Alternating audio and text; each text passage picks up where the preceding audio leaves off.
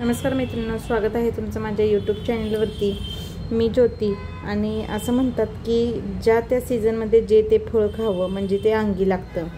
तसंच आता आहे हिवाळा सीझन चालू, त्यामुळे आता बाजारात स्ट्रॉबेरी भरपूर प्रमाणात उपलब्ध आहे। मी पण बाजारातून स्ट्रॉबेरी घेतली आणि म्हटलं चला आता स्ट्रॉबेरीचा ज्यूस करूया। तर त्यासाठी अगोदर हे स्ट्रॉबेरीवरचे जे हिरवे हिरवे ग्रीन लीफ आहेत, लीफसारखं जो देठसारखा पार्ट आहे तो पहिल्यांदा काढून घेतला आणि सर्व ह्याचा पार्ट काढून झाल्यानंतर स्ट्रॉबेरी स्वच्छ पाण्यात धुवून घेतली 2 वेळा, कारण की स्ट्रॉबेरीवरती सर्वात जास्त कीटकनाशकाचं प्रमाण असतं, त्यामुळे स्ट्रॉबेरी स्वच्छ पाण्यात धुवून घेतली। स्ट्रॉबेरी हे एवढंसं छोटंसं फळ असतं, पण त्याचे खूप फायदे असतात, कारण की स्ट्रॉबेरीमध्ये व्हिटॅमिन आणि खनिजाचे प्रमाण भरपूर प्रमाणात असते। तसेच त्यात अँटीऑक्सिडंटचे प्रमाण हे भरपूर प्रमाणात असते, त्यामुळे त्याचे खूप बेनिफिट असतात। मग ही स्ट्रॉबेरी कट करून घेतली छोट्या छोट्या पार्टमध्ये आणि त्यानंतर मिक्सरच्या भांड्यात थोडीशी साखर आणि ही स्ट्रॉबेरी टाकली, त्यानंतर थोडंसं दूध टाकलं। स्ट्रॉबेरी हे आपल्या हृदयासाठी फायदेशीर असते, तसेच स्ट्रॉबेरीमुळे आपले पोट स्वच्छ राहते, कारण की स्ट्रॉबेरीमध्ये अँटीऑक्सिडंटचे प्रमाण भरपूर प्रमाणात असते त्यामुळे। तसेच आपले दात आहेत ते मजबूत राहतात आणि दातावरचा पिवळेपणा कमी होतो।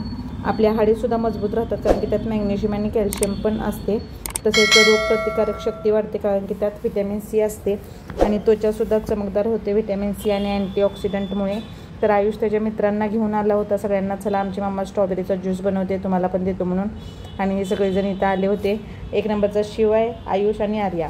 मग ह्या सगळ्यांना स्ट्रॉबेरीचे हाफ केलेला एक भाग दिला आणि सगळेजण खात बसले। गुड। ज्यूस थोडंसं घट्ट वाटत होतं, झाकण उघडलं आणि त्यात थोडंसं दूध घालणार होते, तेवढ्या शिवने बटन स्टार्ट केलं आणि सगळीकडं स्ट्रॉबेरीचा ज्यूसच झाला। त्यामुळे मला परत डबल सगळं काम लागलं, सगळीकडं तोच ज्यूस सांडला।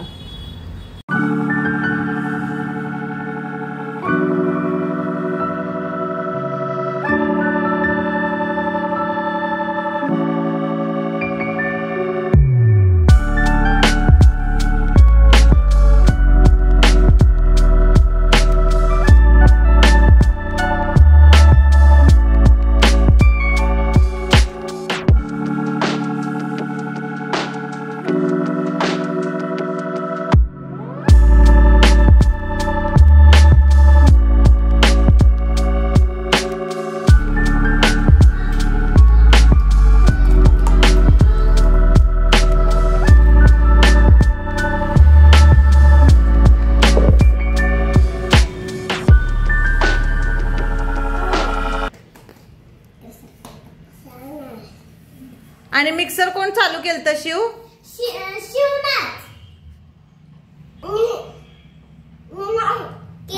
भुजाकडे द्यायचं।